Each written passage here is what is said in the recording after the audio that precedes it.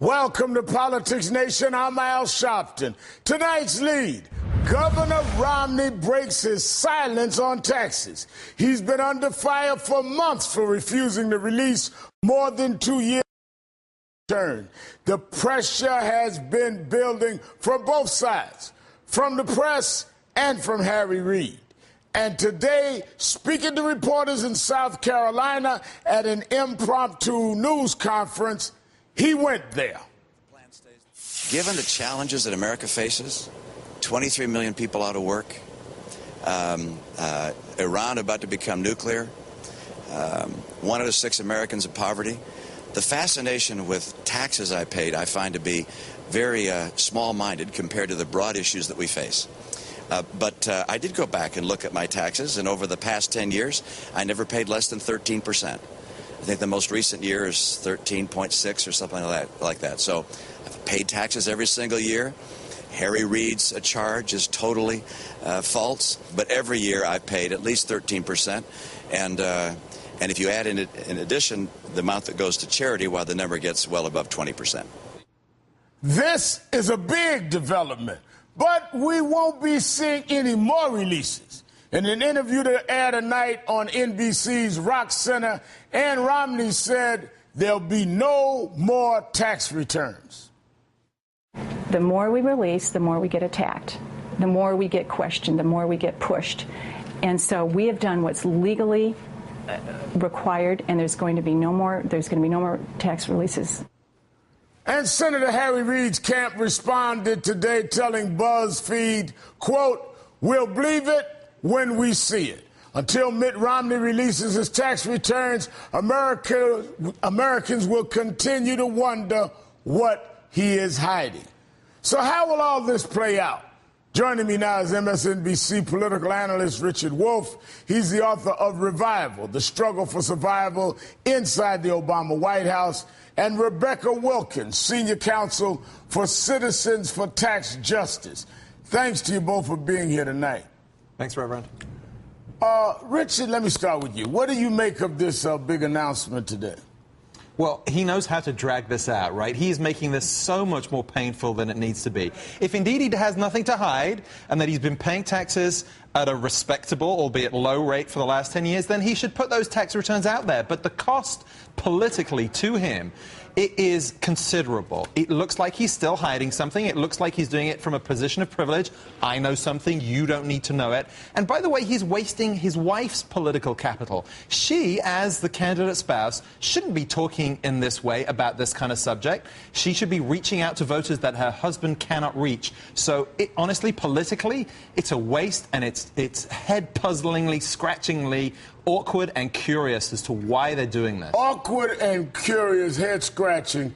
Do you think this was calculated or it was spontaneous because it was an impromptu press conference? You think he's a spontaneous candidate? I don't think anything that came out of his mouth today wasn't rehearsed 5-10 times in front of his advisors. That was very careful language. But why now? Why didn't he do this before and just shut this down? Exactly. Why now? His big message with the whiteboard was about Medicare and about his VP pick and about these bigger issues. Why now? That could be the bumper sticker in this whole campaign.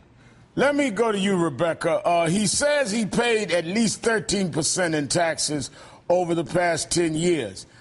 If that percentage is correct, is that fair? I mean, when you look at the fact that he's worth an estimated $250 million, if he paid 13.9% in 2010, but a worker who earns $60,000 a year pays 29.9% in taxes on average. So given the percentage he said today he did over the last 10 years, is it fair?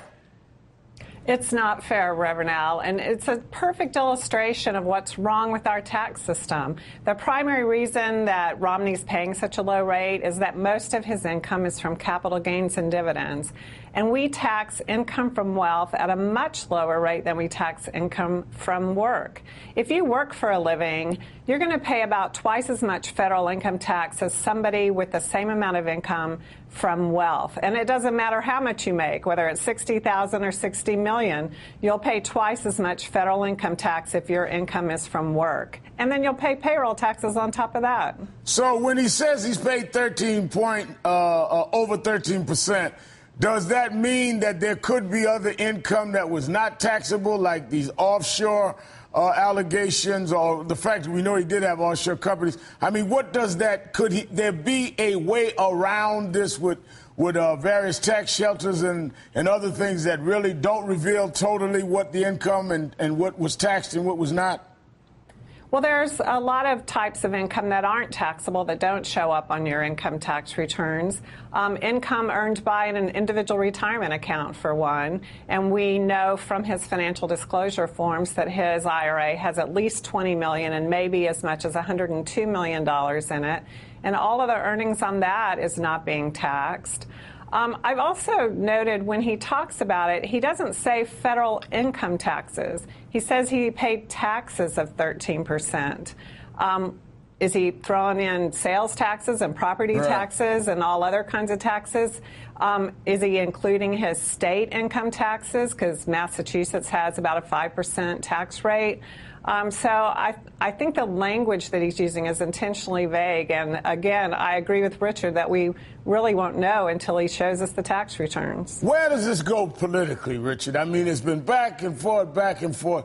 Where does it go? Does it stop here? Does it exacerbate? What happens? No, it does not stop here because he keeps dribbling out this information. But actually, I think the debate moves on from the specifics of his returns to his policies now. Because now we're talking about budgets. Now we're talking about his budget proposals versus Paul Ryan's budget proposals. Under both men's budget proposals, he'd be paying even less. And so the question here now comes into play of, does his personal position, his personal approach to taxes, affect his judgment about what taxes should be for the whole country? And it should be a forward-looking debate here. What is the right level? Is 13% actually too much for someone as wealthy as Mitt Romney? That's actually what he's proposing. So, honestly, that's where the debate, I think, should go and I think will go. But along the way, he's still going to face daily, weekly pressure from reporters, from everyone else. Put out your tax returns. What do you think about Harry Reid? Is he going to get involved in this again? He's the one who had made the statement that he had someone that had been connected to Bain that said he had paid no taxes. Harry Reid is an expert wrestler. He is not going to release the hold he has got right now. But remember that Harry Reid, you know, I said earlier that this was a respectable but low rate. That's partly because Harry Reid has set the bar so low at zero that anything above zero looks respectable. So Harry Reid in some ways has done him a favor. If he thinks he has paid some taxes that he can justify, again, put it out. But Harry Reid isn't going to give this up. He has just set the bar very, very low for Mitt Romney to clear. Now, Rebecca, Mr. Romney said today that fascination with his taxes is small-minded. Yet 63% of people polled say he should release more returns. 36% say he should release more returns.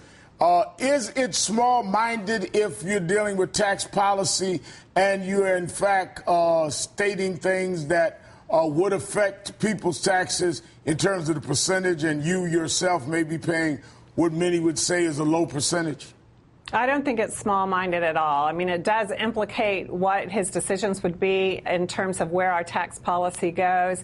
But it also goes back to the bigger question that he raised at the beginning of his statement, and that is that we have all of these issues to deal with. Well, the government has to have revenues to deal with those issues. If a government can't tax effectively, it can't really do much of anything else.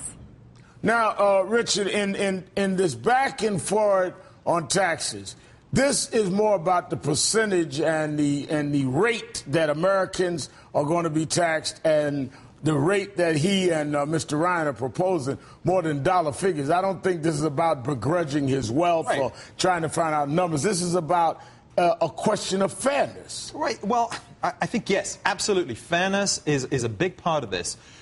But we're also talking about two people, Mitt Romney and Paul Ryan, who say, we are the ones who can manage a budget responsibly. We are the ones who are going to bring down the deficit and balance the budget. If you just did spending cuts, that might be true. But what they also propose is massive tax cuts across the board.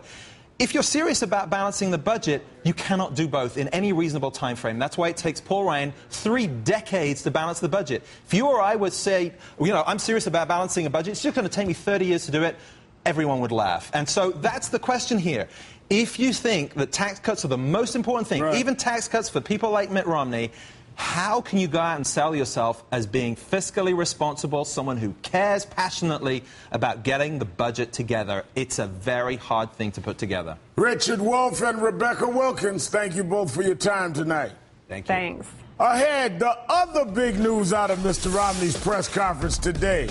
Him trying to explain his Medicare plan with a marker and a whiteboard. Well, I'm breaking out my own board tonight with Congresswoman Debbie Wasserman Schultz. Plus, Paul Ryan may be the darling of the right wing, but he's certainly not helping with the female vote. All that, plus the wide world of sports, I'll introduce you to catfish noodling and one of his biggest fans. You're watching Politics Nation on MSNBC.